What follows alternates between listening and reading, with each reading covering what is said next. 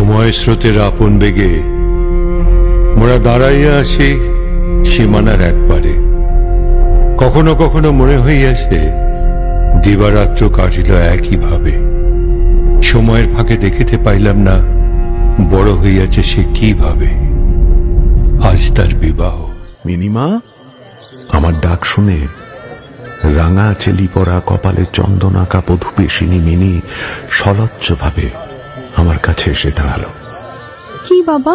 তাকে দেখে রহমত কাবুলিওয়ালা প্রথমটা থতমত খেয়ে গেল। তাদের সেই পুরনো আলাপ আর জমল না। কাবুলিওয়ালা, ও কাবুলিওয়ালা, এই নাও প্রসাদ খাও। ও क्या है? তুমি দেখছি কিছুই জানো না। তোমার ঠাকুর নেই? আচ্ছা, আল্লাহ। তোমার ঠাকুরের নাম আল্লাহ? আমার ঠাকুরের নাম ঠাকুর। আমার সেই দিনটার কথা মনে পড়ে গেল, যেদিন প্রথম রহমত কাবুলিওয়ালার সাথে মিনির আলাপ হয়েছিল। ভাবো যদি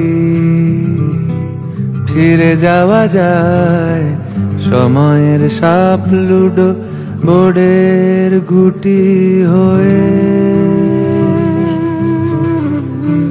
ভাবো যদি ঘুরে আসা যায় পদচিহ্নে।